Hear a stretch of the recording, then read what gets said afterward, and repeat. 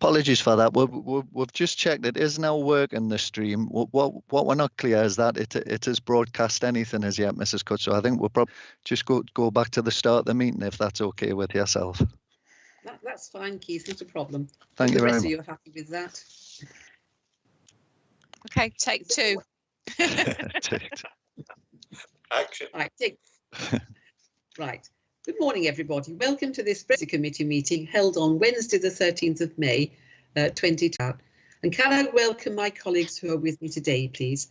They're Councillor Reg Adair, Councillor Philip Owen, Councillor Steve Garner, Councillor Alan Rhodes, Councillor John Peck, Jason Zozny. We also have a full list of senior officers here who are they're ready to answer technical questions. I won't introduce them all separately. As we call them to speak, they will have their names, of course, spoken out loud, so we know who we're talking to and their seniority. So if you're all happy with continuing, and I'm grateful to you all for making yourselves available today. We have the minutes of the last meeting held on the 18th of March 2020. Do I take the record? Agreed. Agreed. Thank you very much. And item 2, apologies for absence. Now, I need to have members of the policy committee who are absent, not through any fault of their own, nor any wish not to join this meeting. It's simply because we're live streaming it and watching the proceedings. This is the unusual circumstances, again, that I've referred to already.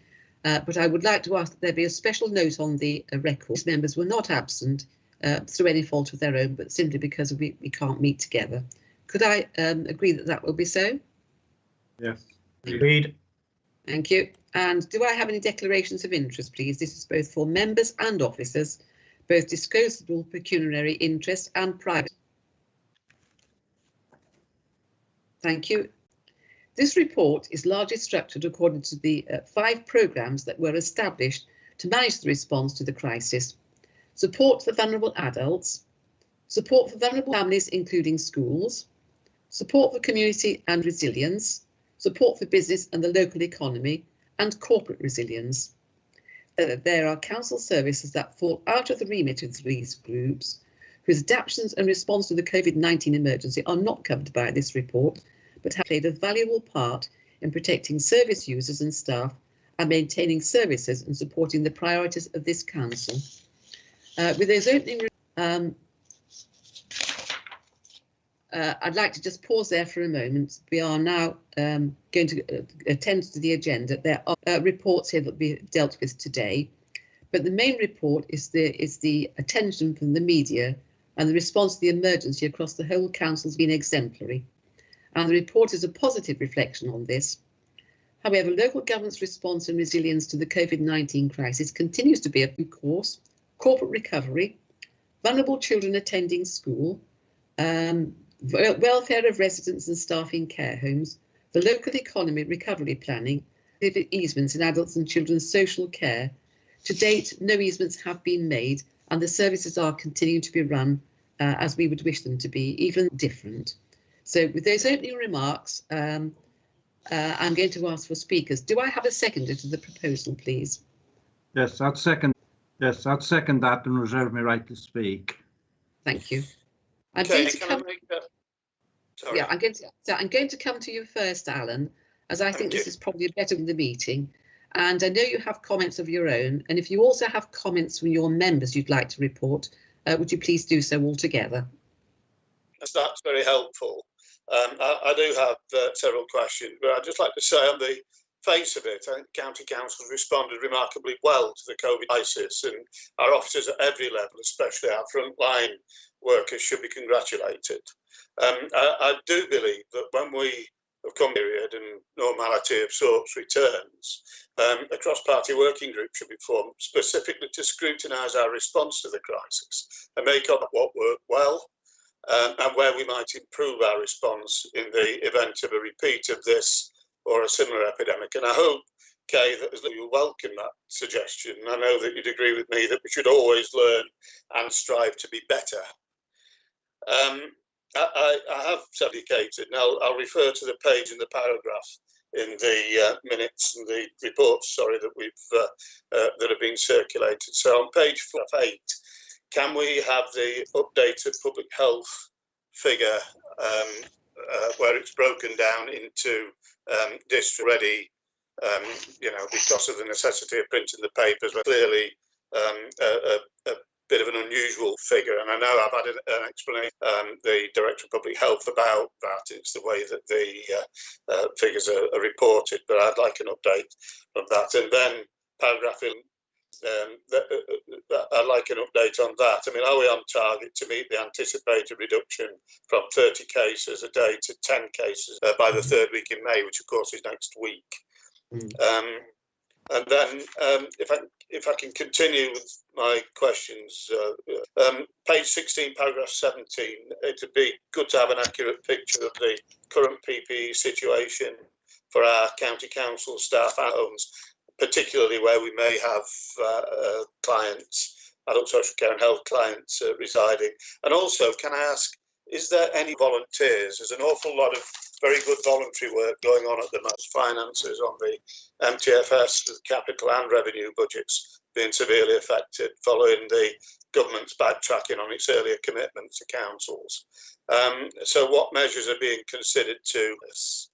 And then finally, this is a question from one of my members actually, from the government's own information, COVID-19 BAME staff are 4 times more likely to contract the virus. What steps is this council taking to ensure that BAME staff working on the front line are sufficiently protected both now and going forward? My questions. Thank you, Kay. Alan, that's very helpful. Thank you. I'm going to ask officers if they can pick these questions up now whilst they're in the front of everyone. So first of all, Jonathan, I should like to turn to Jonathan Gribben, who is the Public Health Director. Jonathan, can you give us an up-to-date view of where the virus and answer Alan's questions? Good morning, everyone. Yes, I'd be pleased to do that. So I think one of your questions was target.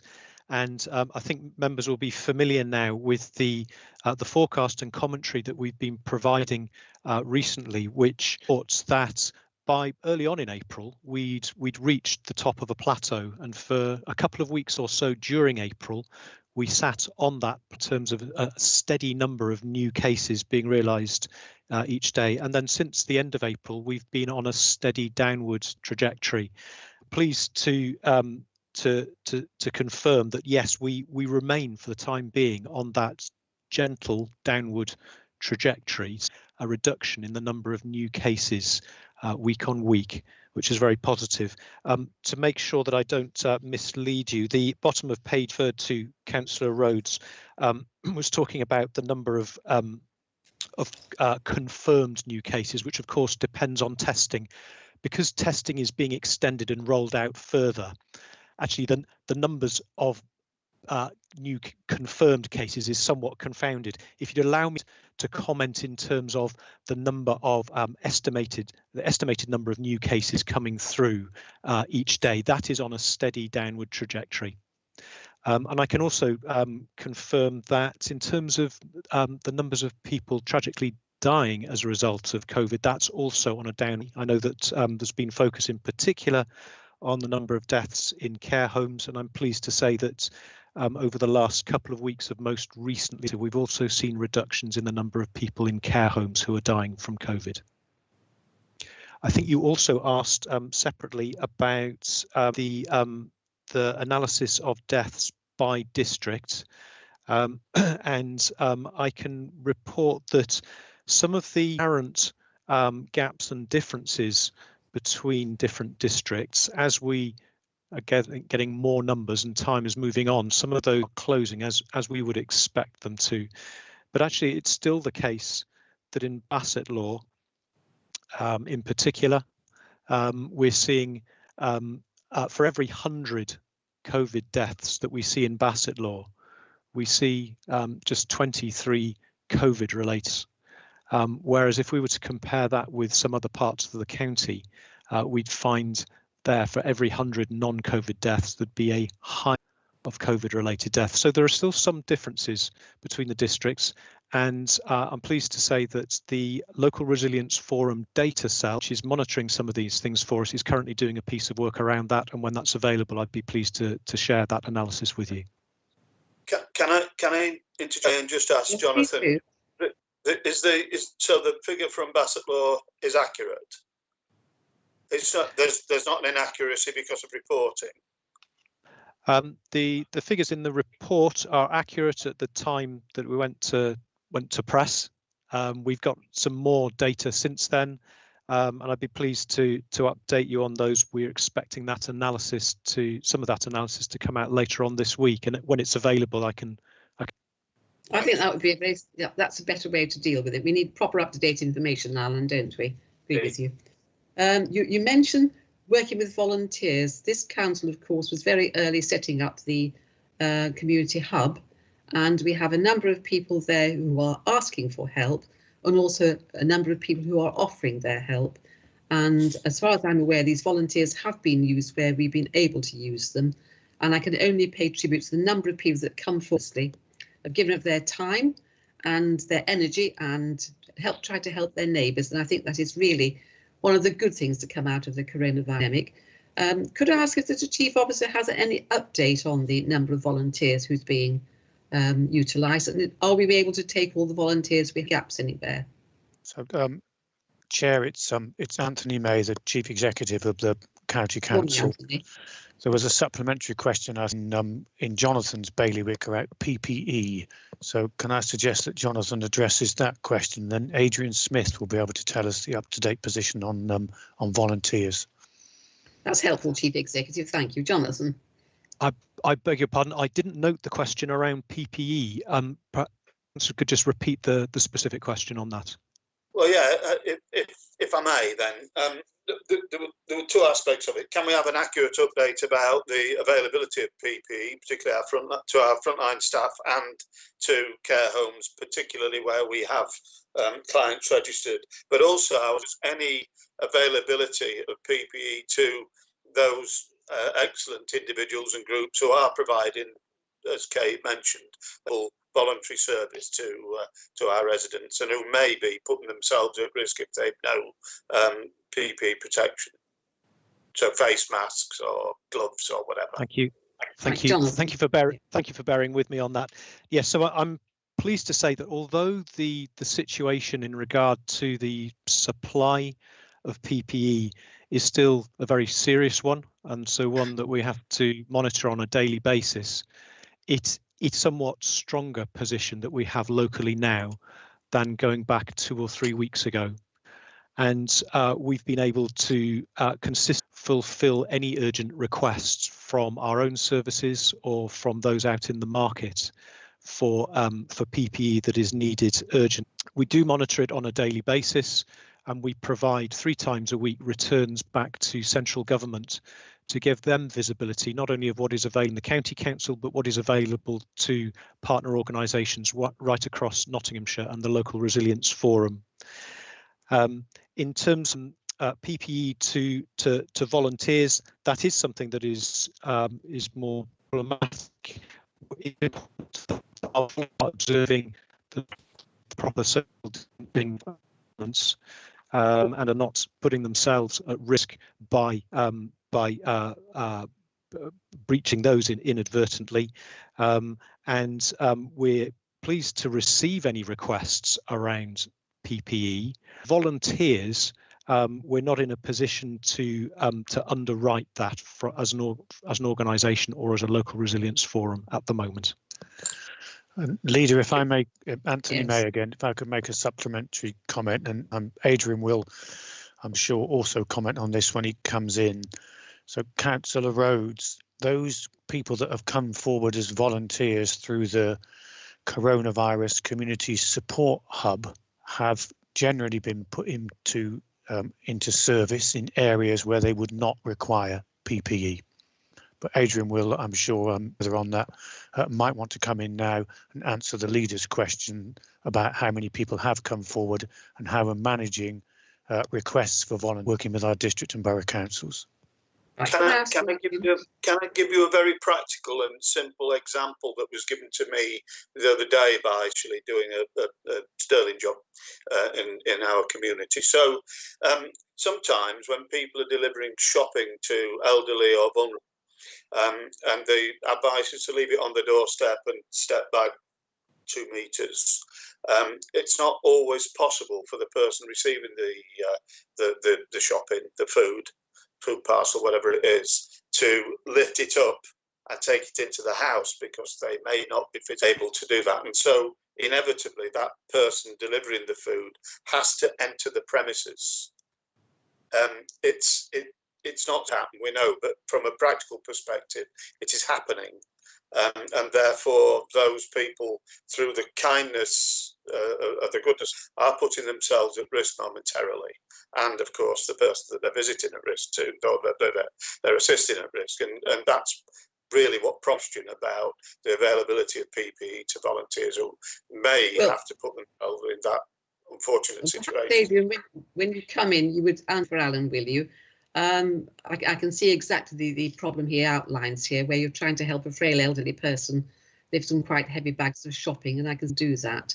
I would imagine it's no bigger risk than going shopping in the supermarket, actually, but I'll ask you to answer the question as far as you can. Adrian. Thanks, Leader. It's Adrian Smith. I'm Corporate Director for Place and been leading on the Community Response Hub with colleagues across the organisation and partnerships. So deal with the first question about the volume of voluntary and community sector organisations who have registered with the County Council REF Community Response Hub. We're currently up to 976 volunteers or organisations who've registered. We're still getting new registrations on an ongoing basis. That breaks down as being 394 individual members of the community who've responded to the call for help and have registered as an individual offering support. Vast majority of those cases trying to introduce those individuals to voluntary organisations in their local area or neighbourhood that they can work with, so that they become part of a constituted and structured organisation. In cases where we're not able to do a process of verification to make sure that both the individual offering the voluntary support is advice. I'll come on to PPE in just a second, but also so that anyone that individual is offering voluntary support to can have it, the person is safe. We have therefore got amongst those 976 volunteers and others, the vast majority are established VCS groups or town and parish councils. Some of them are spontaneous volunteer groups, those that have not been response to the during COVID-19. But interestingly, we've also got 232 commercial businesses who with the hub to offer free support to communities across the county, whether that be, for example, some private taxi companies who are offering support to people who still need to access medical appointments and things like that. So it's been a really broad effort across that voluntary network, and something that we're really keen to embed and retain, not just in the recovery phase from COVID-19, but longer. In terms of PPE, I think as Anthony's just referred to, the priority really has to be that we safeguard the PPE that have been able to access as a partnership and as a county council for those frontline officers working in close proximity with residents where social distancing isn't able to be maintained, particularly in care roles. The primary advice we've given to years has been to respect social distancing wherever possible and therefore not require PPE. This is all about infection control, as you know, and we've been following the government guidance very close. In some respects also reflects the updated guidance that government have released recently that, for example, applies to people who might be entering properties, boiler repairs or things like that. The same kind of guidance applies. But as Jonathan said, we're not using or providing PPE from our centrals to volunteers, given the priority that we've got in those providing frontline care roles. Thank you, Adrian. The other question I think you have, would I consider an all-party group to get to this? Well, I will consider it, yes. I'll give it proper consideration and come back to you on that. So thank you for raising it. I'm going to move on. I think there were two other questions that Councillor Rose raised. I'm very sorry. Would you like to remind us? Okay, one was about the financial impact, if I can just remind you. One was about protection of our BAME staff. So I'm so sorry about that. Yes, Anthony. Okay.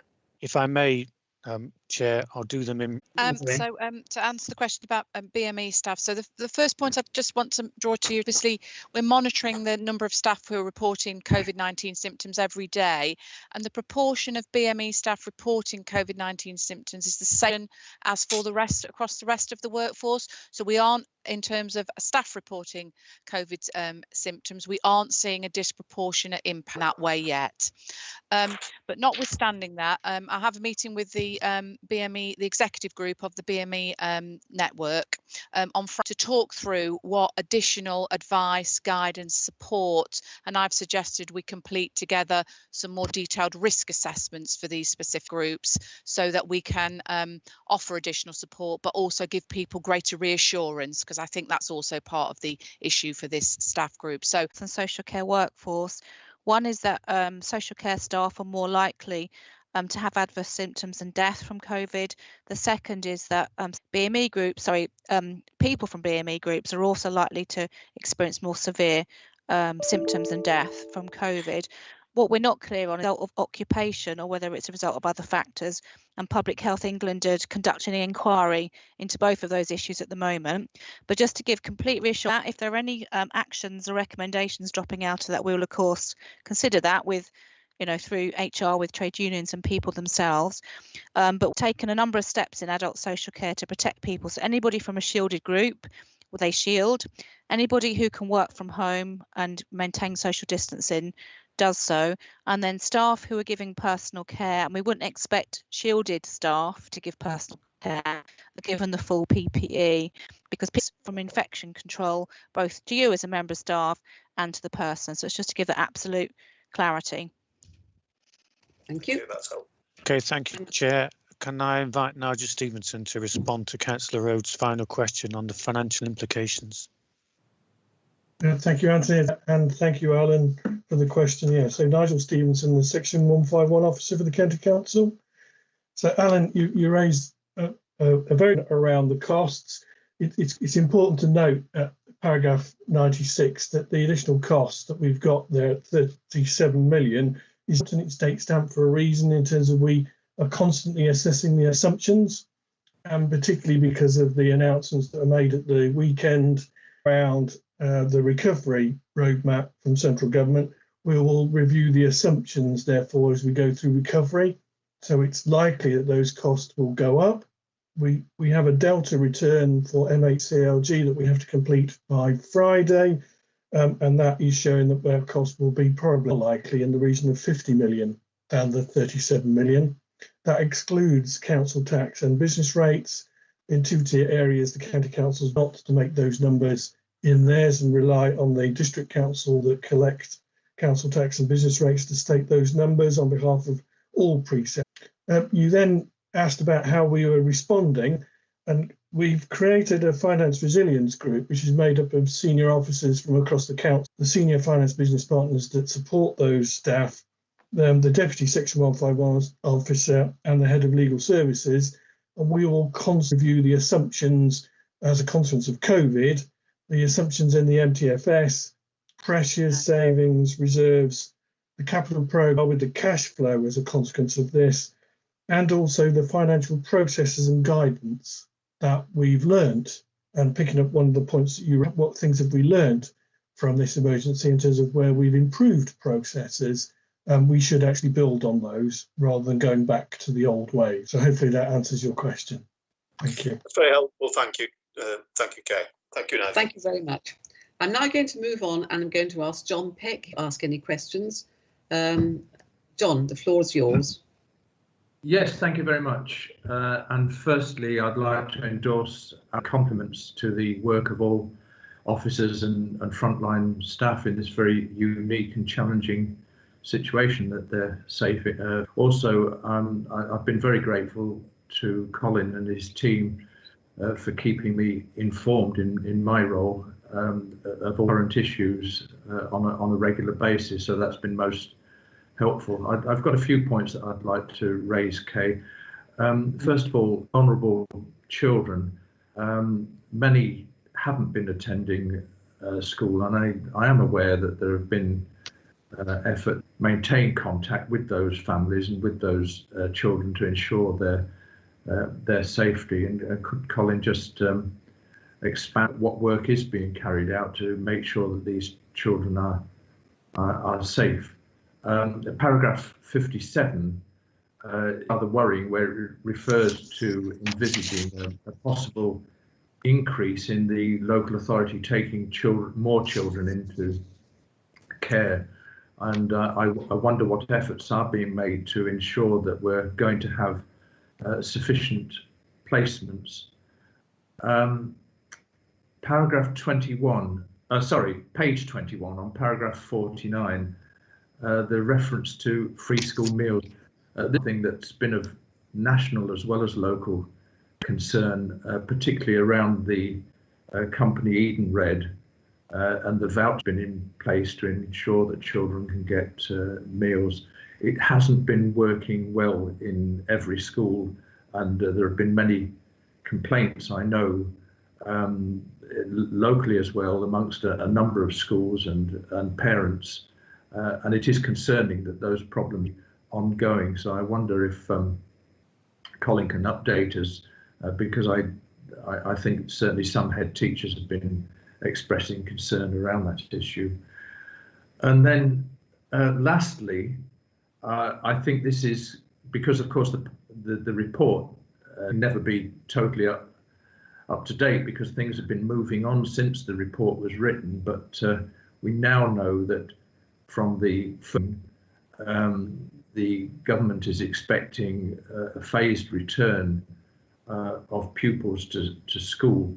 And I'm well aware that this is causing a great deal of anxiety amongst head teachers and their staff, and indeed many parents. I know that Colin and Marion have been in contact with head teachers and chief executives of multi-academy trusts, but there are real concerns out there about the viability of being able to get children into school, albeit from 1st of June, I imagine in primary schools and indeed infant schools in particular, where it's suggested that reception children year 1 should be coming back. The notion of trying to maintain social distancing and the cleaning of all the equipment and so on, as a former head teacher, I think I would be having some real sleepless nights at the present time about how to organise that. So I wonder if Colin again could inform the meeting about those concerns that he's getting back from teachers and chief executives, and whether we are going to see our schools reopening. I know they've been open for vulnerable children and frontline workers' children, but whether they're going to be reopening in the way that the government envisages, and whether there's real confidence that the concerns that head teachers are having, whether it's feasible for those to be addressed.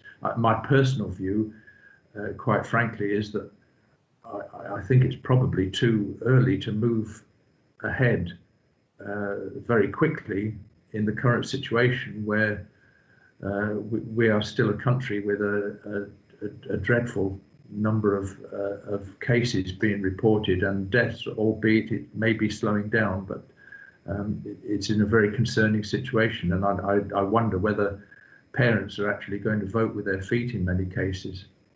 Thank you. Thank you, John, for your questions. I've noted them this time, so we shan't go quite so astray as we have.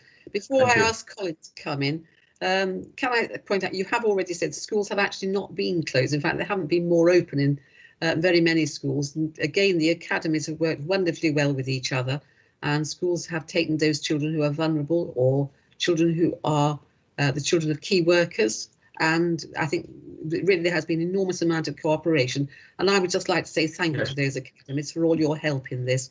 And that, of course, includes the schools which are still maintained by the County Council. So can I bring Colin Pettigrew in now? Yes, I endorse that, Kay. Yes, absolutely. Yeah. Thank you. Yeah. Colin. Okay, thank you, Leader, and thank you, Councillor Peck, for your questions. I think there were 4. One was around vulnerable children. Sorry, Colin Pettigrew, Corporate Director for Children's Services. One was around vulnerable children.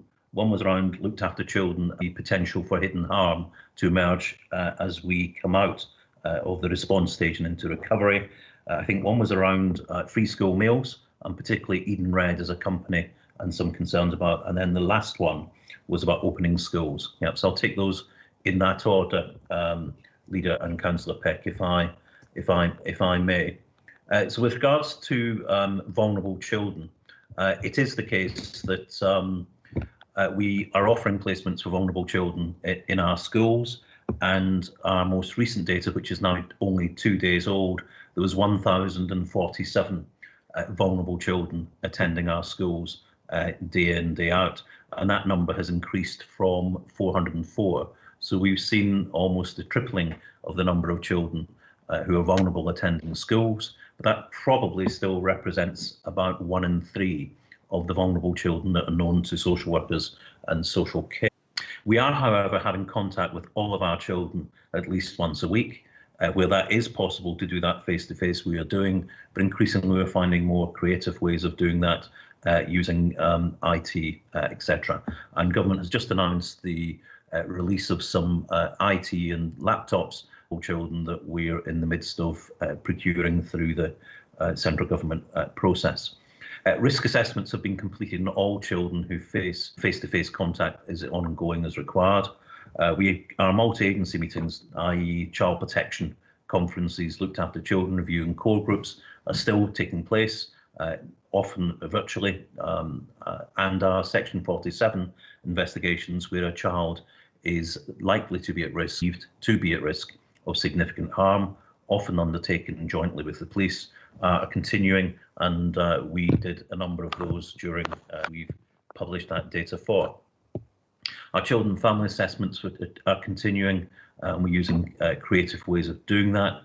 We've not used yet any of the easing measures that government have agreed and allowed. Yeah, so we haven't introduced any of those, and we'll be discussing with the lead member for Children's Services, Councillor Philip Owen, and the Children and Young People's Committee, that if we were to move to do that, how we would get agreement and understanding from our politicians for that. Auditing practice to know how we are doing continues to work. We know that all of our children who are subject to children in need, child protection plans or looked after children have all been seen in the last 2 weeks, and all of their cases have been reviewed with regards to COVID. So we've seen some children move from children in need to become children subject to child protection plans. Looked after children numbers look about the same at the moment, and our children's homes are all open. Our foster carers continue to do we have struggled on occasions to find placements for children where foster placements have broken down.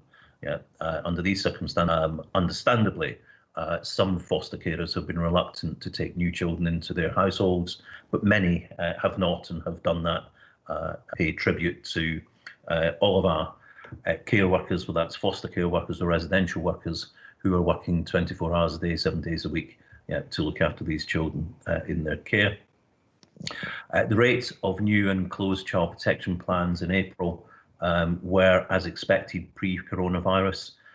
It's likely that new plans will stay the same in May, but we may see a little reduction in the number of children that we're confident enough to de-plan. So we will continue with those children on a plan beyond the people we might normally have done in order to kind of be a bit belt and braces and extra safe. What that will mean is, as children enter that planning number and fewer children leave, is the number of children subject to child protection plans is likely to increase. Finally, I would want to pay tribute not only to our social workers who are working in and family support workers who are working in new and creative ways, but also the partnership with schools and the significant part that our schools are playing in supporting vulnerable children, doing safe and well visits, having contact with children. And remember that even those vulnerable children who are not in school, and there's more than 1,000 that are, they are all subject to remote learning, and schools are having contact with those children very often on a daily basis. I'll pause there with regards to that question before I move on to the looked after children contingency. question, if I may. Well, okay, perhaps you'd like to, yes. Can you deal with school meals, Colin? The free school meals, yes. Yeah, so I'll jump now to the free school meal issue, and it is the case that there has been concern raised with regards to free school meals, particularly as Councillor Peck identified with the government's single provider, which is a company called Edenred. We have been raising those, what we saw in the early days as teething issues, but those issues haven't entirely gone away. We're seeing some evidence from teachers, head teachers this week, that it's beginning to work better. We've been reinforcing the Edenred and DFE advice and guidance through our daily bulletins. So every day we are writing to our schools at least once. We've been seeking feedback from head teachers as we've had virtual face-to-face week. So we met with all the chief executives of our academy trusts on Monday, and we've started a series of 8 meetings with head teachers this week. We've had 3 of those now, a further 2 this afternoon, 2 tomorrow afternoon, a further 1 on Friday with regards specifically to infant schools. We're advising schools to raise their concerns directly with the Department for Education helpline.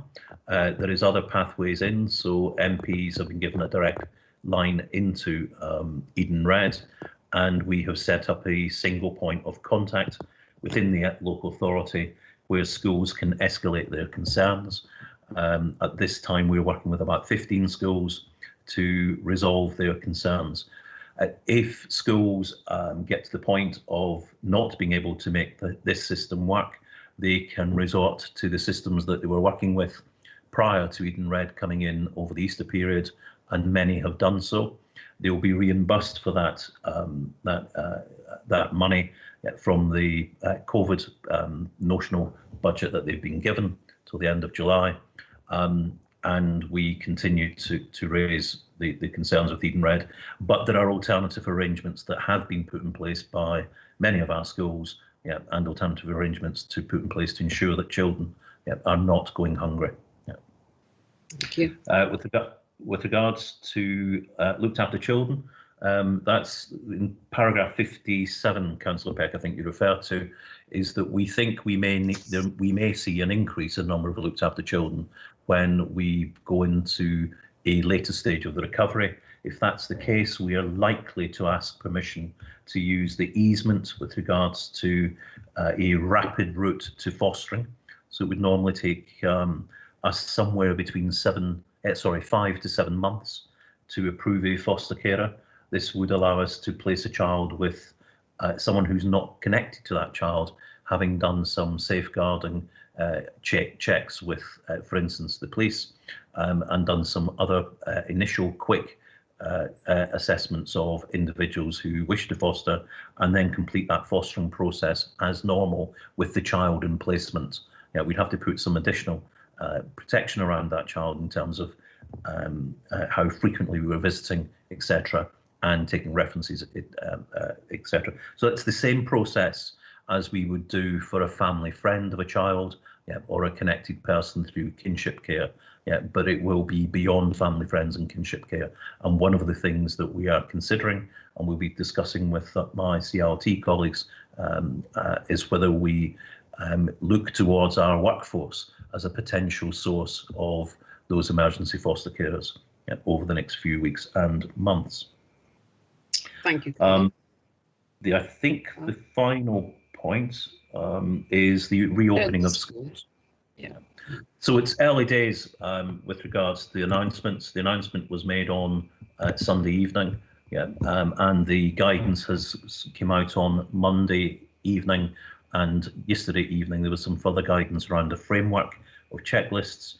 Marion Clay and I, the Service Director for Education, had already put in place a series of meetings to speak to every head teacher, firstly with regards to their experience and learning over the last 7 or 8 weeks, but also to acknowledge that this must have caused a level of anxiety for them. but that the working together and working with the local authority, we will be able to plan over the next few weeks to achieve the expectation, both of parents and of government, and we'll be exploring how we can do that in a way that is manageable, practical, but most importantly safe for our children and young people.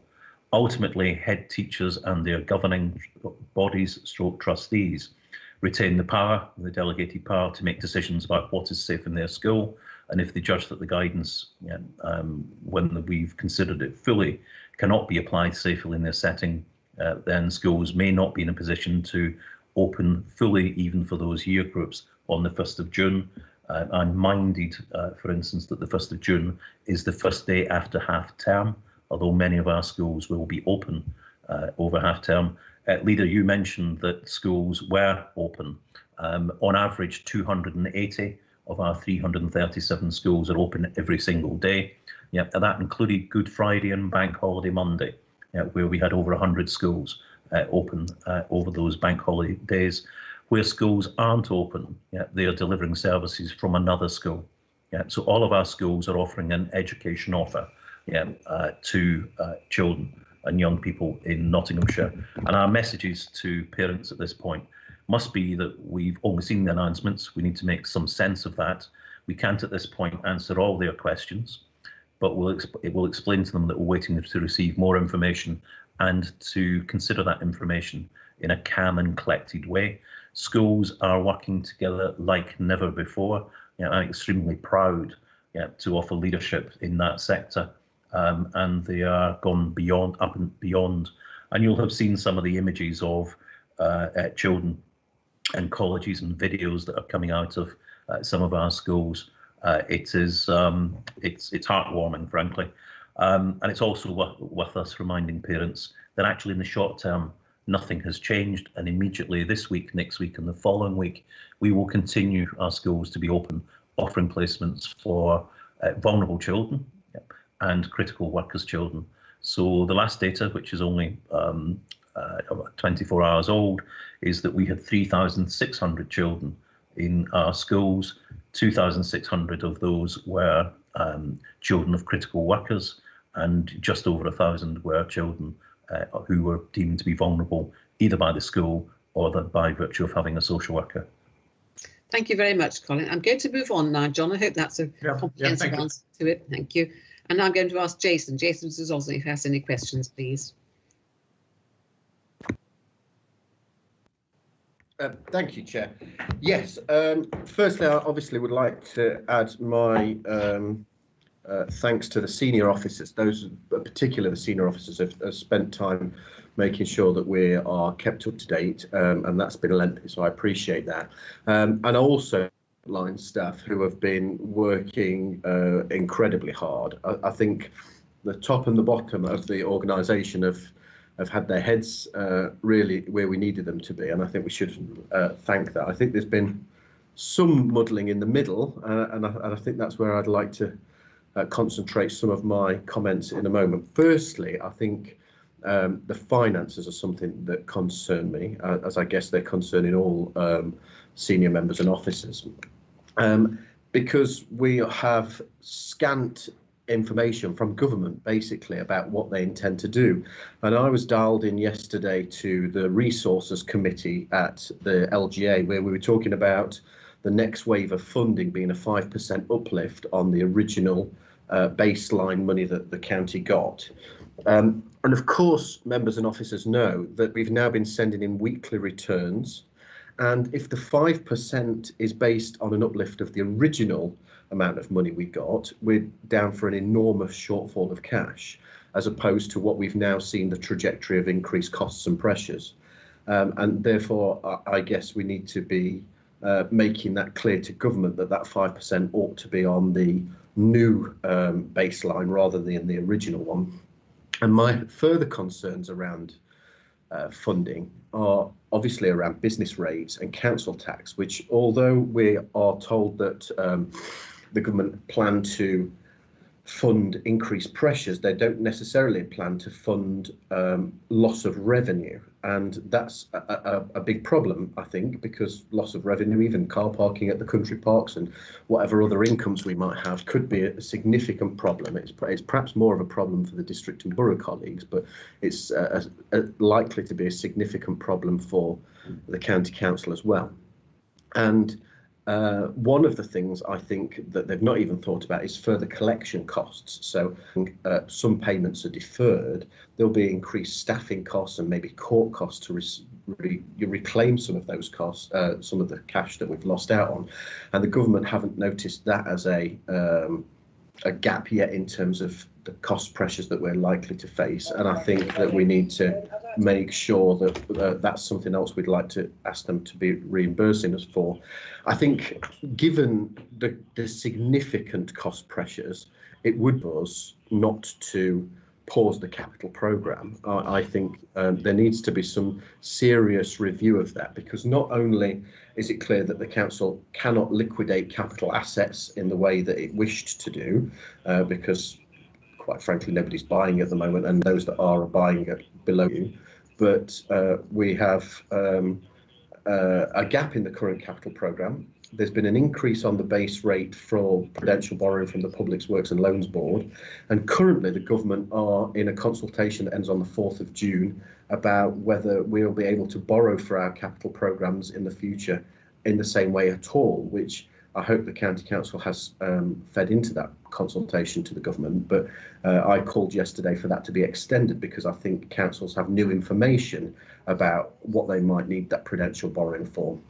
But given that we can't afford the current capital programme now without looking at it, it also is clear that the extra 28 million for the new buildings that isn't part of the core capital programme is highly unaffordable. And given that, I think we should at least press pause on it to have a more comprehensive look. And not least because I think if COVID's taught us anything, is that ways of working are very differently. For example, we're having this meeting like this, and many of our officer colleagues are having meetings and working from home in a way that we never, thousands and thousands of office-based staff could quite literally work from home, and many of those back office functions work just as well. And it's quite likely that we won't need office space in the same way. So this is maybe an opportunity for us to wash the face of the capital programme and look at it in more detail. But I certainly think pressing pause before it comes back is the prudent thing to do. In addition to that, Chair, I think some of the things that clearly members would know that I have comments. I don't have any comments on adult social care, children's social care. I think those services have been run in the way we would all anticipate they should be. You know, of course, there's been some glitches, but they are the big primary services. We needed to take care of our vulnerable people, and I think the County Council has done a pretty good job at that, and I wouldn't want to criticise. The other areas where I think there is some fair scrutiny, and there are two particular, and you could guess these before I even say them. One is the household recycling centres. Clearly, we've been very unhappy with this. Just before you carry on, can I remind you, we're talking to the paper that came today. We've covered finance in great detail, the household waste recycling centres. I've opened them, as you know, and that is part of the programme and slowly opening things. So what we have set in train is what we will be doing until they're all finally open. So that's not really part of this agenda. Can I ask you to stick more to the paper we have today? But we're happy to answer the question on that. But well, Chair, it is in your paper about reopening things, and I think it's right, a legitimate question.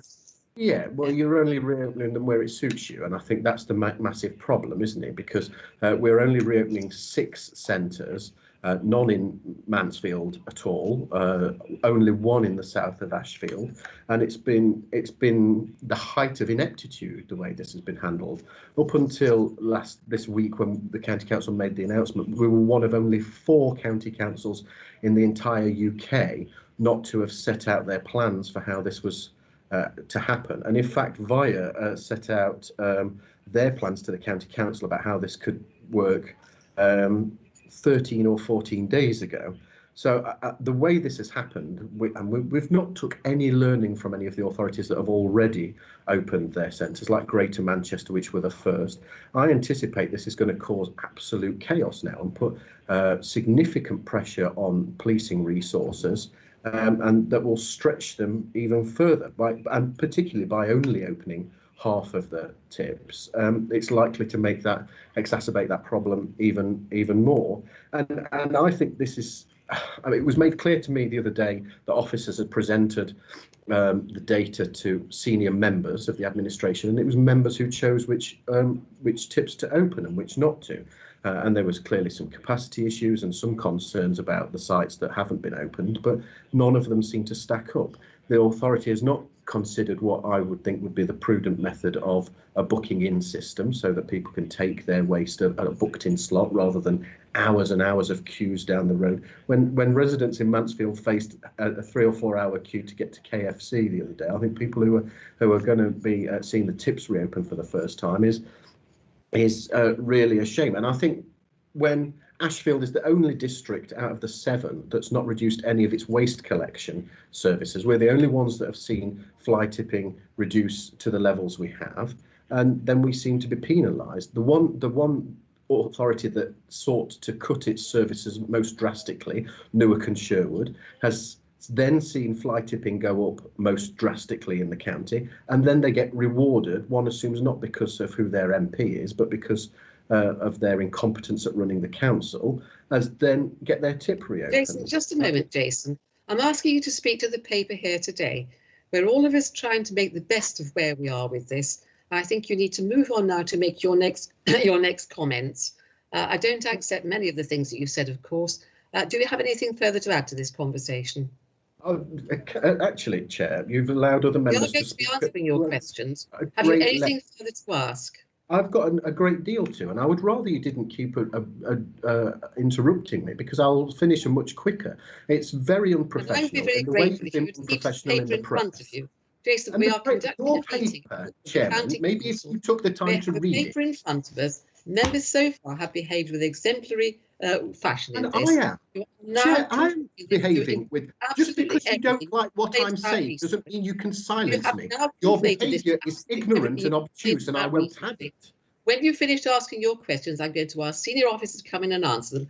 Well, then let me finish them, you rude lady. Would you like to move on now, please? Well, I'm going to move on. Let's move on to the second wave of Conservative ineptitude, which is the way that you have manhandled the £1 million into your pet projects by personal interference. So there was a £1 million community fund, which you accused me and my party of telling a pack of lies over, when you have been simply shoveling money into your preferred areas. Now, we accused you of failing to reach the most vulnerable residents during the coronavirus lockdown, and then you proceeded to release the same figures to the press that we did that proved our point. So the County Council had paid out £322,166 across the county's boroughs and districts, and I think what you forgot is misunderstanding proper scrutiny with some sort of political wrangling, which is what you accused me of. And when you issued your really defamatory statement about us, which wasn't really befitting of a council leader, you confirmed everything that we put was correct. So maybe, Councillor Cutts, you'd like to take the opportunity to apologise, not just to the Ashfield Independents, but to the thousands of vulnerable people that you've let down in places like Mansfield and Ashfield and Gedling. I've got a number of questions. Well, I've just asked you one. Will you apologise for your culpability in increasing suffering, increasing mental illness, increasing domestic violence, increasing poverty? Because you are culpable for that, Councillor Cutts. You've personally made the decisions on where these funding is to go, and you've failed people. Let me give you an example. The Tin Hat Centre in Selston put a funding bid in for the same amount of money for the same services that one did in Rushcliffe. The Rushcliffe one got £5,000, personally agreed by you. The Tin Hat in Selston got £300. How can you justify snubbing the people of Selston and other areas where you don't Do think you have any more comments on the paper in front of you? Or are you going to start in the paper in front of me, and maybe you need to take the time to read it. Do you have any If the county council, let me ask you, well, I'll tell you one thing about the paper in front of me. It talks about ways of working, and this is the first meeting of this county council. So I think you need to understand that there needs to be some proper scrutiny. It talks about ways of working. We can't have a proper AGM. We're not having a full policy committee, even though we've already had at Ashfield a full council AGM with 35 members in. We've got planning committees, audit committees. We can't run a proper service. Now, if you don't want an AGM because you don't want the scrutiny, and you don't want me to talk to the paper because you don't want the scrutiny, I think you should just resign the job, Kay. And Alan and I will take over right now. Because do you have any more questions to ask on the committee paper before you? Stop being silly. And clearly, come on, you are get to do your job properly. Do you have any more questions? You know how to do the job properly. And you daren't answer any questions. You have personally manhandled, which I think is ultra vires, £1 million of public funding and funneled it to places where you think it'll win votes. And you are personally culpable for deaths, for mental illness increasing, for poverty, for hunger, because you have done this. And we've reported you already to the LGA and the external auditors. And I think this is your opportunity. If I've got one question, Councillor Cutts, will you now apologise for the inept way that you've personally manhandled this authority? That's my question. Do you have any further questions? I demand an answer. I demand an answer. The residents of Nottinghamshire deserve better than this Tory ineptitude. Do you have any further questions?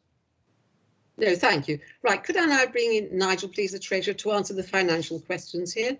Nigel, I think it's on business rates, collection of rates and capital programme. And then if Mick Allen or Derek Higton there would like to answer the questions about the household waste recycling centres and also the community fund. So can I bring Nigel in now, please? Thank you, Leader, and thank you very much for the questions. Councillor Zadrozny is right in terms of the issue will be around funding, and the authority is pressing ministers and MHCLG, as is the professional accountancy bodies, are also pressing for funding.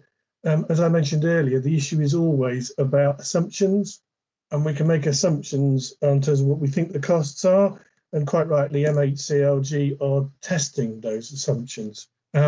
But you're right in terms of the feeling is that we won't get sufficient funding. If you look at the Delta return, they're already asking questions now of councils around their reserves, which also suggests that they are seeking what authorities have put aside monies for managing emergencies, such as flooding or in this case, any emergency that they can use towards the funding of these things. But we will continue to press Councillor Zadrozny, as does the Leader, in terms of sufficient funding for meeting our costs as a consequence of this emergency. As regards to the capital programme, I think in my response to Councillor Rhodes, part of that financial resilience group, we have got the capital programme on our list of those things that we will review in full to see what the implications are of the emergency, and also, quite rightly, about office accommodation in particular in terms of what we need. So that is on our list of things that we will review as we progress over the coming months.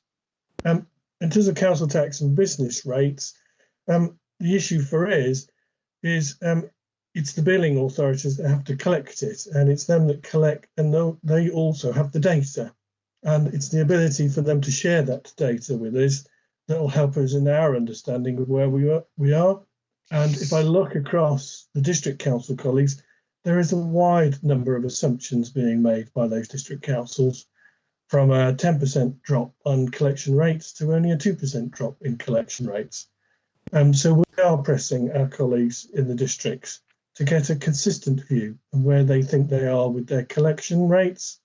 The issue, obviously, for them, as it is for us, is that it's only 1 month that they've had, so it's difficult to know where the position will be for the full year. And so, again, I agree with you in terms of the issue will be some who are delaying their debits, but will ultimately pay their council tax, and we won't know that. And I think that's it. Thank you very much, Leader. Thank you. And do we have Derek there, please, to answer about the HWCs and also the Community Fund? Hi, Kay, if it's okay, I'll take the HWRC, Yeah. and as Derek and the communities team have been helping process the funds, I think he'll be in a position to pick that one up. So in terms of the HWRCs, we've been working through ADEPT, which is the National Association of Directors of Environment, Economy, Planning and Transport, who have a National Waste Advisory Board that we've been working with. I sit on the leadership team, and we've been working closely with DEFRA and providing input from not just the ADEPT Waste Technical Officers Group, but also the other waste advisory boards that exist for London and waste collection authorities. And so we've been working closely to try and ensure that on the one hand we can maintain across the country, and particularly here locally through the partnership, that we can maintain doorstep collections, because clearly that was going to always be the safest way for people to dispose of their waste, and also the safest way for us to collect and process. And we've had some really good partnership working across the county. I know it's been different in different areas for a whole variety of reasons.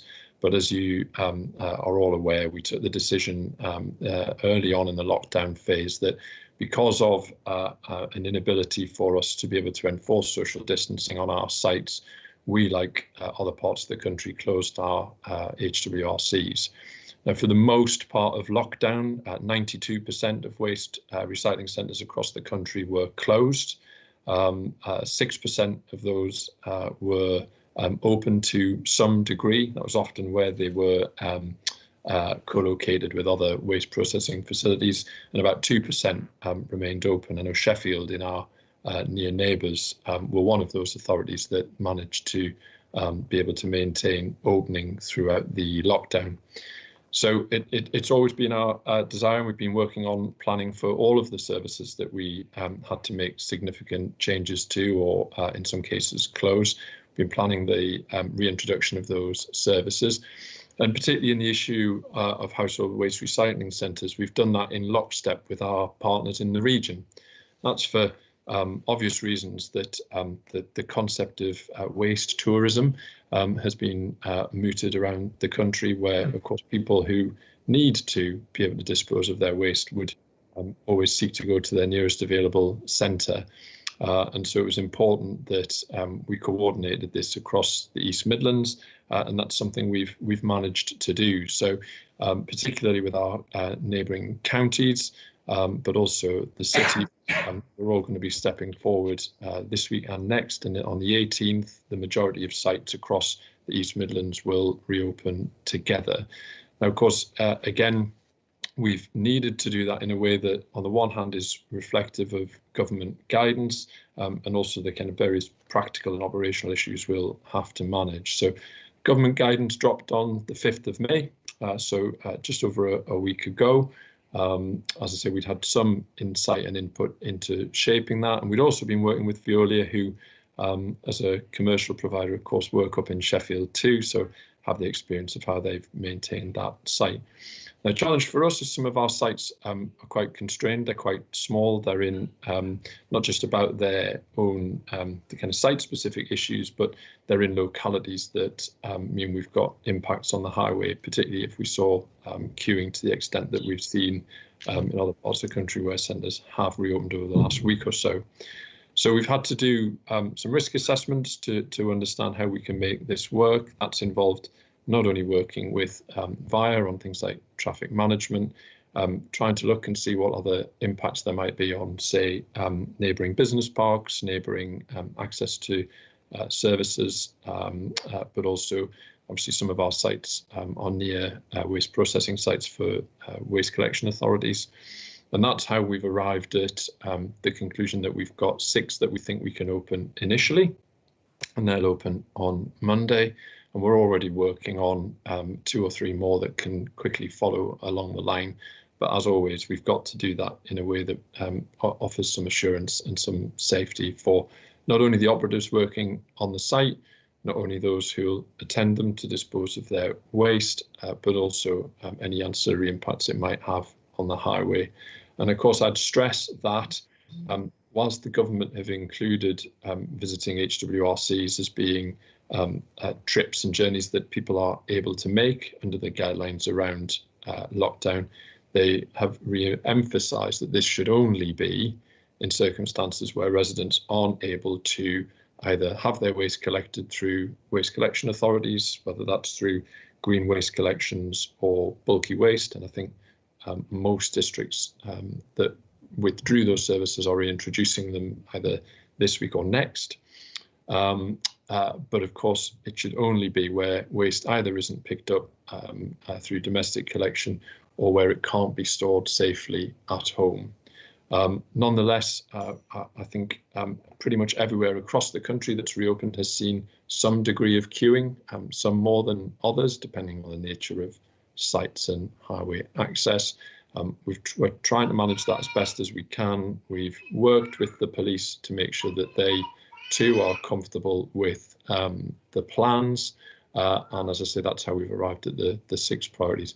Forgive me if you hear my children in the background. They've behaved exemplary over the last few weeks.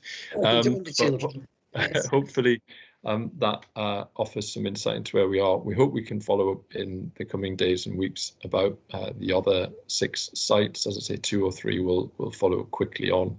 And the objective, of course, is to try and get as wider coverage across the country as we possibly can. Perhaps at that point I can give way, and Derek might want to offer some comments on where we've got to with the community fund. Derek, please.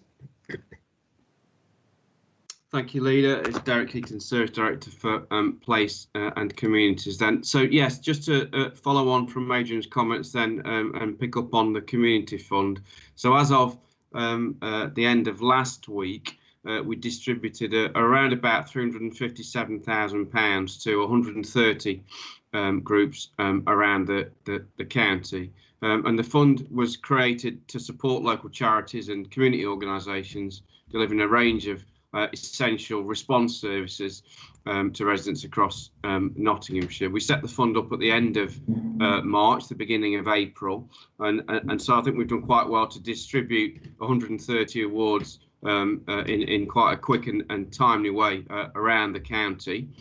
And they are delivering now a range of funding support to a large number of organisations, but we are aware that there has been a lower number of applications and therefore awards that are eligible from locations such as Mansfield, Ashfield and Gedling.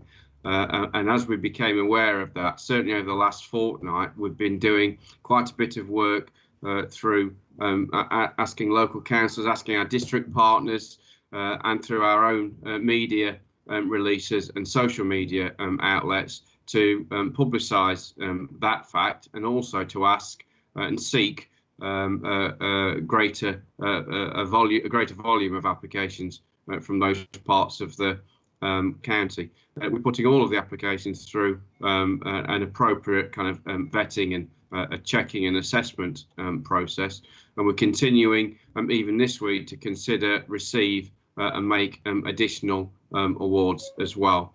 Obviously, we anticipate, given the current state of play with coronavirus, that there's going to be a continuing call upon the award for the foreseeable future. And we're also therefore mindful of the fact that over time we might need to think about the criteria that we apply, because community needs and community wants and requests from community groups might well evolve and change over time.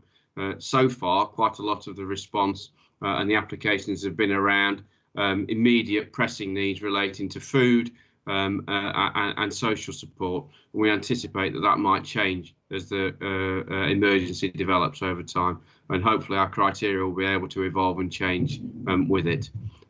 We've kept all members up to speed with the overall volume of applications and awards, and we intend to do so, continue to do so over the coming weeks. Now, Derek, does the fund remain open? Derek Higton, does the fund remain open? Absolutely, yes, the fund remains open, and as I said earlier, we're continuing to publicise it through our various media and social media channels. And if members have specific queries, if they contact me, I'm more than happy to pick those up with them. Yeah, thank you very much. Right, I think that's answered your questions then, Jason. I'm now going to move on to Steve Garner, who's the Mansfield Independent. Steve. Thank you, Leader. I'd just like to say thank you to all the officers and staff and the organisation of the County Council. And I think they've done a fantastic job in unprecedented times of this country. So I'd welcome that. We've had a good debate of what questions are answered, and I don't want to go through that again. I've been asked about the recycling centre at Mansfield.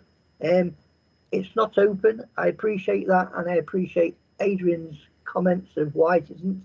But I do believe Mansfield Council now have started the garden waste collection on Monday, and so timely, within the next fortnight we should get all that moved, all that material moved, and it will take a pressure off the tip at Mansfield, which would be opening. So I think that could be a good idea, that it has been on the second phase. Obviously we always want everything open straight away, but as I say, there'd be tons and tons of garden waste in Mansfield. I know for a fact myself that if we open the tips tomorrow, we'd all be down there tomorrow, and the local council wouldn't be collecting it on Monday and Tuesday next week. So in regard that, you know, that's a good thing. But generally speaking, the county have done a fantastic job. As I say, unprecedented times, and hope we'll never get it again. But you know, I thank all officers, and I don't want to mention names, but and just fantastic. Lower officers I've had conversations with about food parcels. It's just been good, and all the voluntary staff and people in Nottinghamshire really galvanised themselves together, and I can't praise the good people of Nottinghamshire any higher. You know, don't want to nitpick anything, because it's just been good. And as I say, every Thursday night we're going out clapping for them, and it's great. And you know, we just think we can get through this now, and you know, all get back to work, and all you know, get as businesses going and everything. And yes, that's all really I've got to say. So just general, you know, very good. Thank you, Steve, for your comments. I'm now going to move on to Councillor Philip Owen. Philip, do you have any comments to make? Your particular speciality, of course, is the children's services. Yes, thank you, Leader. That's quite right. I think listening to what has been said regarding children's services up to now, it should offer considerable reassurance, not only to members of the council, but also to members of the public, that everything that can be done is being done. Councillor Peck raised several issues, not least vulnerable children, and the fact that many are not attending. And I think that was to be expected right at the beginning of the lockdown, because understandably parents would be concerned, and they wouldn't necessarily want to send their children to school. But as we've seen from the figures that have been quoted, we do now have a considerable number of vulnerable children attending school on a regular basis. The DFE is collecting statistics from all local authorities about attendance, and the corporate director tells me that Nottinghamshire has one of the highest recorded number of children in the vulnerable category that are attending our schools. So I think that is great credit. I want to place on record my thanks to all our schools in Nottinghamshire that have stayed open and provided this service to vulnerable children and to key workers as well. The provision of facilities for key workers has been absolutely invaluable, and I don't think we can thank school staff highly enough for the work that they have been doing. Now, there was concern expressed about the fact that there may be more children having to be taken into care after the end of this crisis. We hope that is not the case, but as you know from previous experience, it's difficult to assess exactly what the numbers are likely to be. And it is important that we have foster carers available to take those children if there is an increase in numbers. And to that end, the foster carers fortnight has been operating, and we are seeking to recruit additional foster carers. Indeed, I did an interview yesterday on local radio regarding this and put out an appeal for more foster carers to come into training. So we are looking ahead and trying to deal with that ongoing issue. The problems with school meals, I have received only one complaint about it. That was from a local school. I had an email one morning, passed on the complaint to officers in the department, and before the end of the day, I'd had an email back from the school thanking me and officers for getting the issue sorted out. So there really is no need for any school to find itself in a position where they can't access the free school meals. The corporate director has indicated other ways in which they can operate without having to use Edenred, including going and buying food themselves if need be as a last resort, and seeking reimbursement, which will be given. As you've already indicated, Leader, our schools won't be reopening on the 1st of June. They are, for most part, already open. The vast majority of our schools in Nottinghamshire are open. What will happen on the 1st of June, we don't know for certain, because the government in many ways has been damned if it does and damned if it doesn't. It was asked to put out a roadmap as to the way forward out of the lockdown. And as far as schools are concerned, that is exactly what it has done, and to some extent has been condemned. The June the 1st return date for more pupils is heavily caveated. It will only happen, will only be supported by government if the national indicators are going in the right direction, and that will be a decision taken nearer the time. But what the government have done is give schools notice that there is an intent, if those national indicators are moving in the right direction, for more pupils to come into school so that schools can make the necessary preparations. At senior school level, they're suggesting that it should be year 10 and year 12. And if you think about it, that is very important, because those are pupils who this time next year should be in the process of sitting their GCSE and A-level examinations. And if they lose more time than they already have done, those preparations for examinations and their ability to sit those examinations will be placed in considerable jeopardy. So it is important that those young people are able to access school provision if it is safe to do so at the earliest possible opportunity. I fully accept that for reception and year 1, and indeed even year 6 pupils, that is more difficult to organise, but that is why schools have local discretion. Schools have local discretion as to whether or not to open, as to how to organise any proposed additional pupils coming into school. And of course, parents have the ultimate say. If they don't feel that it is safe, or they don't want their children to come into school, then they have the absolute right to say, no, we don't think it is safe, and we want to continue to protect our children by keeping them at home. My final comments, Leader, on this are that I want to put on record again my thanks particularly to Colin Pettigrew and Marion Clay, who throughout this difficult situation have worked tirelessly to ensure that vulnerable children are catered for, that the workers of the children of key workers are catered for, and that they have done everything in their power to ensure that things will be in a position, hopefully, in the not too distant future, to return to some greater degree of normality. Their work has been invaluable, and I think it's worth saying that publicly and placing on record my particular thanks as committee chairman for the work that they have done. I think there is a positive news story this morning to take forward and I think we should move forward with some degree of optimism. Thank you. Councillor, thank you very much for those comments, and I can only agree with you. We should move forward with optimism, and I think the officers have been absolutely first class. Can I now bring in Councillor Reg Adair? Reg is the Deputy Leader of the County Council, so Councillor Adair. Yes, an interesting debate, Leader, all the way around. I think we've had a good debate on the subject all the way through, and I don't want to go over old ground.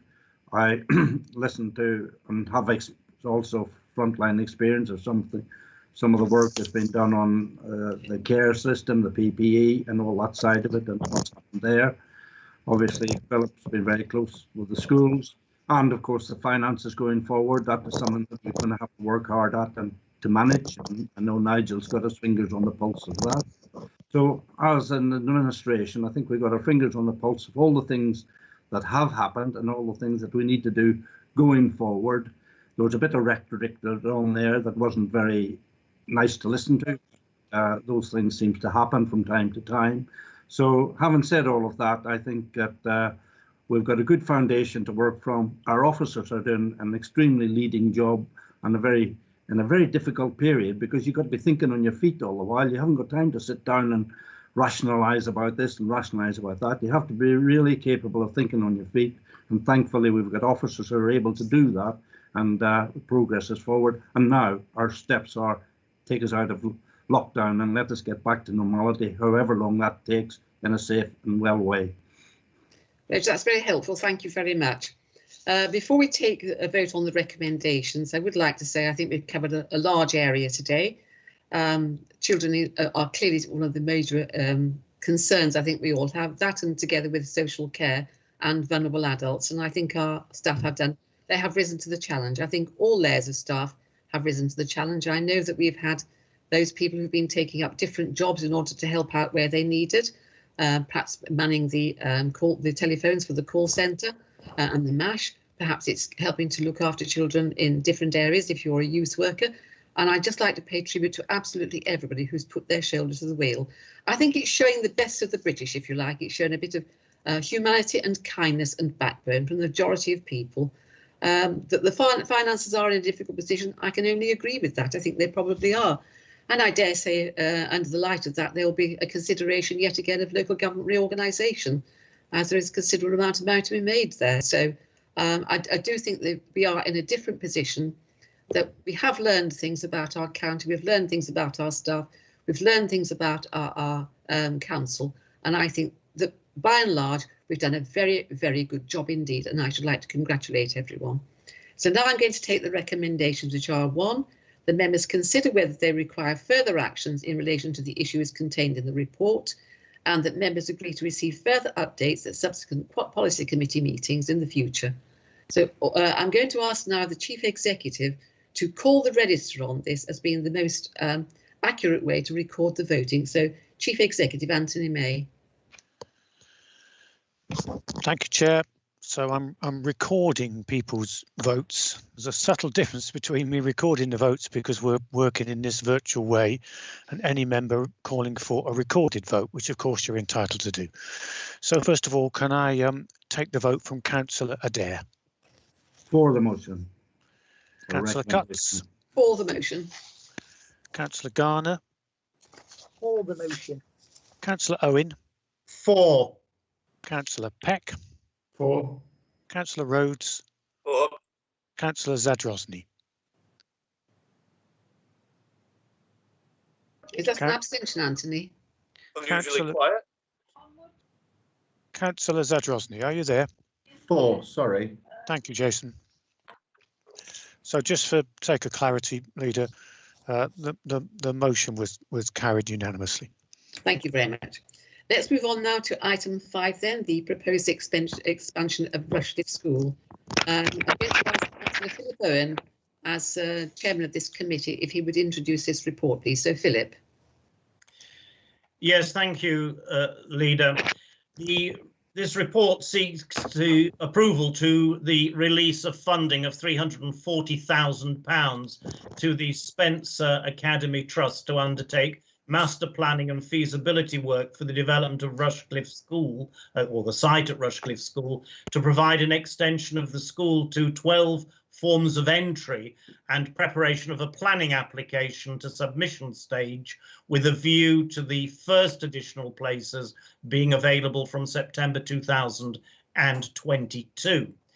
Committee has previously considered reports on the requirement for additional secondary school places in the West Bridgford planning area, and on the 18th of September 2019 approved the principle of the use of basic need funding to enable the expansion of Rushcliffe School to 12 forms of entry as part of the solution. Initial master planning by the Trust has confirmed that a solution on site is possible, and it is now necessary to undertake detailed master planning to progress proposals. In addition, to seek to achieve additional places by September 2022, it is necessary to also prepare a planning application to submission stage for a first phase of works. The proposed costs of both elements of work have been checked by ARC, who it is proposed are commissioned to oversee the work on the Council's behalf at a cost of £10,000. It is therefore recommended that the Council enter into a funding agreement with the Spencer Academy Trust to provide funding of £340,000 for master planning, feasibility and preparation of a planning application to submission stage for the extension of Rushcliffe School to 12 forms of entry, with a view to a report back to this committee on the results. In addition, ARC to be commissioned at a cost of £10,000 to provide assurance on the work. There are 3 recommendations set out on page 3 of the report, as I've just read out, and I formally move them. Thank you, Lee. Do I have a seconder, please? Yes, I will second that report and I'll reserve the right to speak on it. Thank you. I'm now going to come to Alan Rhodes, please. Alan. I've nothing to add, but I do know that John Peck will have something to say on this matter. Thank you, Alan. John? Yes, very briefly, we support the proposal. I know that the issue of expanding Rushcliffe School has been around for some years. It was quite a hot issue during my time, and I'm well aware of the complications regarding the leisure centre on site. We're very pleased to see this progressing now, and I think it needs progressing as quickly as possible because, of course, there is a lot of new building in the area, and regardless of that, the bulge in primary has been moving through to secondary schools. West Bridgford is a particular hotspot, as we all know, within the county, and I'm pleased to see this moving forward, as I say, hopefully as quickly as possible. I know that we have a very good place planning team that has worked very hard on this particular issue, and it'll be good to see the expansion of the school take place. Thank you, John. Jason? Chair, I have no comments. I'm fully in support of the document. Thank you. Steve Garner? Steve? Well, I've got no comments. Thank you. You know, that's all. Right, Philip, you've proposed this. Reg, would you like to make any further comments before we wind up? I would do actually, Chair, because this school actually falls in a lot of the children from my division actually will end up at this school. So I think it's a very, very timely time now for us to be able to talk about this and also to make it happen so that those young people and need the places there going forward will have a place to go to, and I think we've got time to got that in place for them. So that's very, very important to, especially around Ruddington, Edwalton, and that's this end of Rushcliffe, so that we get this moving. And I'm sure that now with this decision today, that'll get it on track to complete in a time-use manner. Thank you. And I've had an email from Jonathan Wheeler, whose division it's actually in, and he supports the application as well. Philip, is there anything you'd like to add to this before we look at the recommendations? No, I don't think there's anything further to add. Thank you, Leader. Thank you.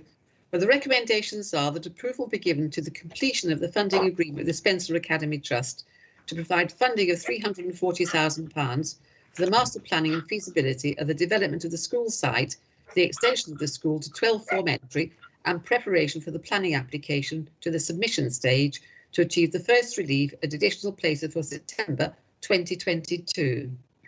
That the commissioning of ARC Partnership to undertake an assurance role through the course of the funding agreement at the cost of £10,000, and that a further report be brought to the Policy Committee on the results of the master planning and feasibility works.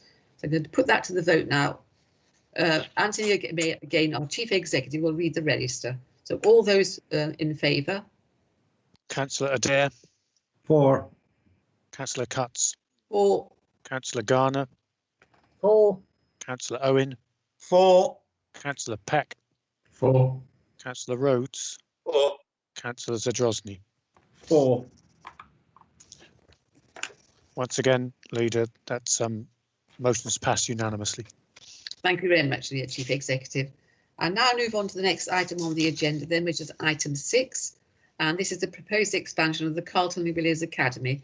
Again, I'm going to ask Councillor Philip Owen if he would introduce the report. Yes, thank you, Leader. This report seeks approval to the provision of funding to the Carlton Willows Academy for the pre-construction, detailed design, planning and tendering of the proposed expansion of the school to 12 forms of entry, and on satisfactory receipt of planning consent and receipt of a tender acceptable to the Academy, further funding for the undertaking of the project. Current projections for the Carlton secondary planning area indicate that there will be an anticipated shortfall of approximately 750 secondary school places by the start of the 2027-28 academic year.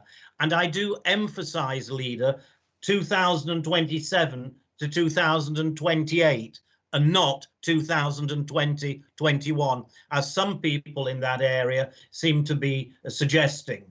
This is forward planning, as we would expect to be the case. To mitigate this, the Council has been working with the Redhill Trust to provide 300 additional secondary places at Carlton Academy, with it being proposed that the remaining 3 forms of entry be provided by the expansion of Carlton Willows School using basic need funding.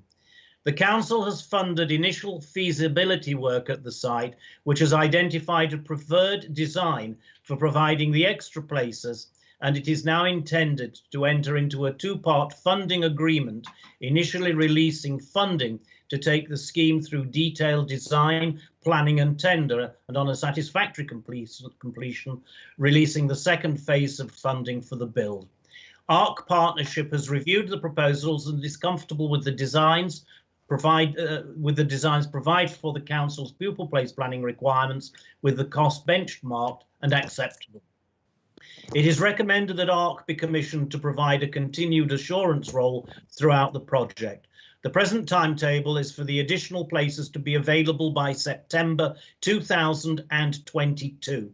It is therefore recommended that the Council enter into a 2-part funding agreement with the Carlton Willows Academy to provide funding of £546,700 for the pre-construction, detailed design, planning and tendering of the proposed expansion of the school to 12 forms of entry, and on satisfactory receipt of planning consent and receipt of a tender acceptable to the Academy, further funding to a maximum of £10,375,940 for the undertaking of the project, and that ARC be commissioned to undertake an assurance role at a cost of £40,000.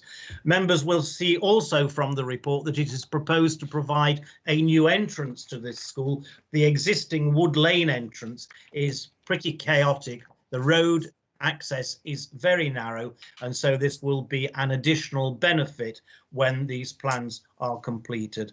So I formally move the recommendations as set out on page 3, Leader. Thank you.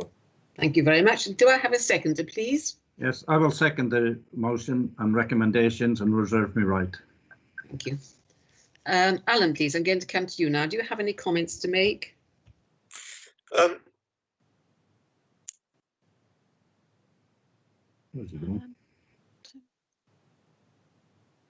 We seem to have lost the sound from Alan Rhodes. Yes, We've got a technical hitch.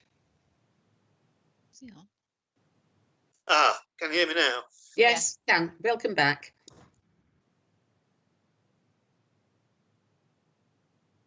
No, not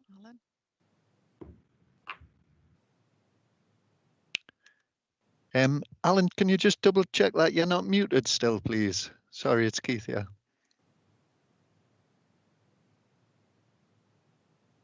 It's shown as Councillor Rhodes is muted at the minute. I'm just wondering whether we've lost him off the line. Hello, Alan. Are you back on?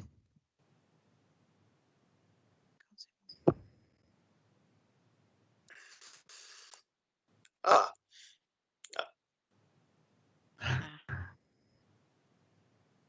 Alan, can you make sure you're unmuted?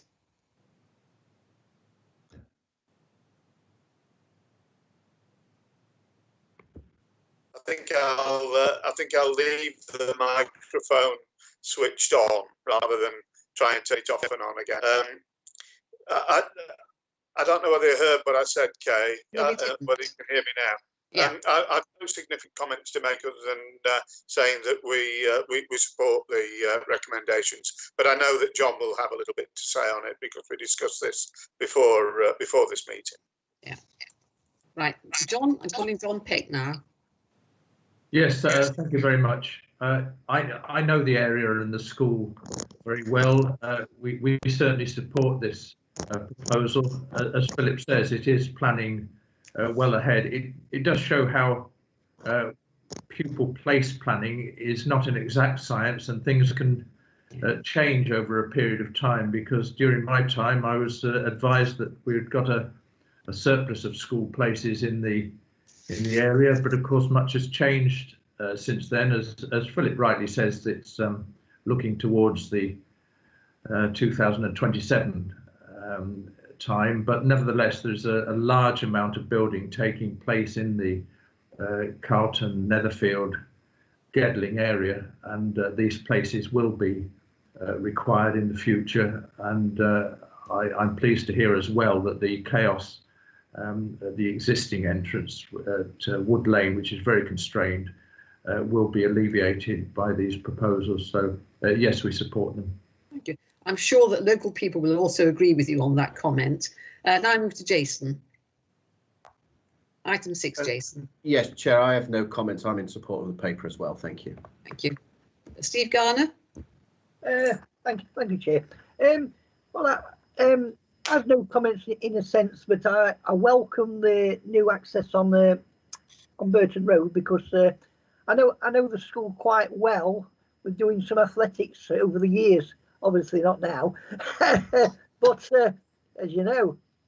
But yes, school, getting to school on and off with traffic, you know, it's chaotic, and it's a nightmare everywhere. So the better we've got the road systems in effect for when it opens, that's fantastic. And yes, I do support it. Thank you very much. Thank you very much, Steve.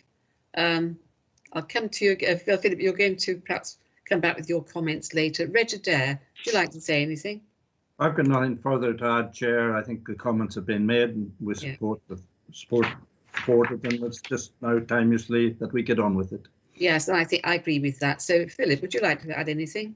No, there's nothing further to add, Leader. I just ask members to support the recommendations. Thank you.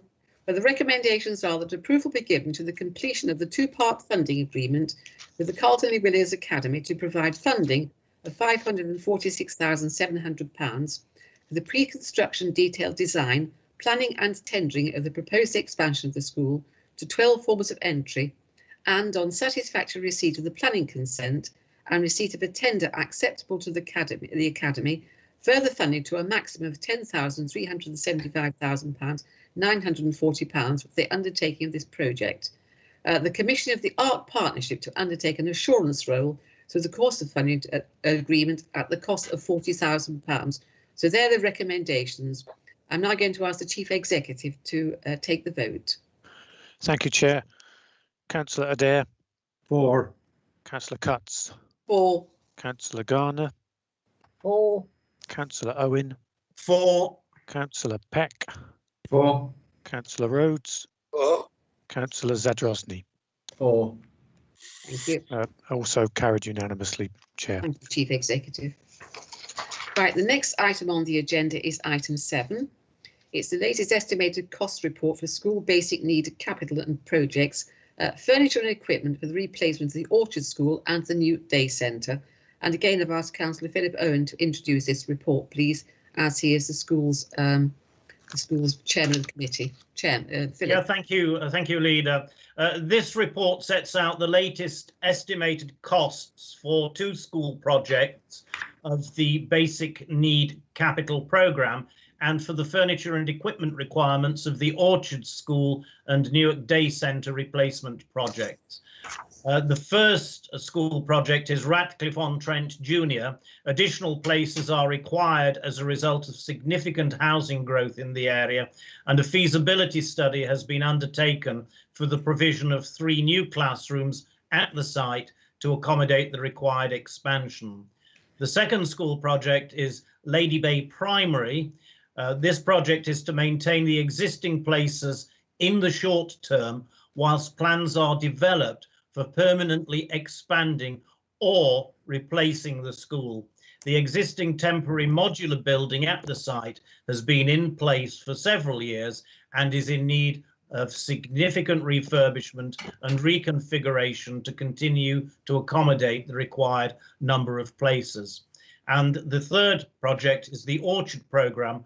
All equipment was assessed for suitability for transfer to the new sites. This considered the age and condition of the equipment and the suitability for the spaces being provided in this new build. The latest estimated cost provides for the new furniture and equipment where the existing is not suitable for transfer and for requirements specific to the new sites. So I commend the recommendations, which I formally move as set out on page 58 of the policy papers. Thank you, Leader. Thank you very much, Philip. Right, I'm going to put this now to Councillor Alan Rhodes. Do you have any comments to make? I've got a seconder. Oh, sorry, Reg. Yeah. Do I have a seconder? Yeah, I'll second that and reserve my right. Thank you. I must be wanting my lunch. Alan. I think we all are. Yes, once again, these proposals are obviously welcome. The work is obviously, and the expenditure is obviously necessary. So we will be supporting the recommendations. And again, John may or may not have an additional comment to make. Thank you. I'll call John now, if I may, please. John Peck. No, I don't think I've got anything to add. We're happy to see these projects progressing as quickly as possible. Thank you, John. Jason, do you have any comments? Similarly, Chair, no, I have no comments. I'm happy to see it progress. Thank you. Steve Garner? No, I'm quite happy with it. Yeah. Reg, you reserved your right to speak. Would you like to say anything? No, I've got no really further comments except first make sure we're getting on with the job. Before I ask Philip Owen to come in for any further comments, I'd like to say I support the expansion of the Ratcliffe-on-Trent Junior School. It's in my division. And whilst we have a lot of housing applications and houses being built, of course, they have been stayed at the present time. I'm sure they're getting underway again now. And I can say there is a need for these extra expansions at the classrooms. It is a large school site and I'm quite sure it can take it adequately. And it's a very well run and very happy school. So before we take the recommendations, Councillor Philip Owen, is there anything you wish to say? No, there's nothing further to add, I think, Leader. Thank you. Thank you. Well, the recommendations are that the committee approves the latest estimated cost of the 3 school projects identified in the report and to vary the capital programme as necessary. That the committee approves the latest estimated cost of the furniture and equipment required for the replacement of Orchard School and the Newark Day Centre and the necessary variation of the capital programme. And just if you're thinking the Day Centre is in a strange place, it is on the same adjacent site to the Orchard School. So with those recommendations, I'm going to ask the Chief Executive to take the vote. Thank you, Chair. Councillor Adair. For. Councillor Cutts. For. Councillor Garner. For. Councillor Owen. For. Councillor Peck. For. Councillor Rhodes. For. And Councillor Zadrozny. For. It's carried unanimously, Chair. Thank you. Item 8 then is the revision of the overage agreement terms for the development of land of Cordwell Road and Mansfield, Nottinghamshire. Members will recall this land was purchased many years ago, and in 2006 there was an agreement with the owner that there would be an overage when it should receive planning applications, planning permission. We are now in the position where we have money from Homes England to open up the site and put the roads there of £1.6 million. And therefore, in order to prepare this 25-acre site for marketing, we need to make the agreement with the owner so it actually comes into one place. So this comes in my portfolio. You've all seen the papers in front of you. We also have a green paper at the back for members of the public. The green paper is there as it is private in so much as it is commercially sensitive, and therefore it will be taken under, if you like, a closed down meeting. So first of all, we're taking the agreement on the principle of this, and then we should be agreeing, if we do agree, whether or not we go ahead with the price or whether we think it's suitable. So item 8 then is now ready for debate. Alan, would you like to, do I have a seconder, please, Reg? Remember, yeah, just in time. You're really in a hurry to get through this now, aren't you? But no, I'll second it and reserve my right to speak. Then. Thank you. Alan? I have no comment to make, thank you, Chair. Thank you. John Peck? No comments, no. Jason? Chair, I won't make any comments because it's just coming through our local plan as submitted from the county to us. So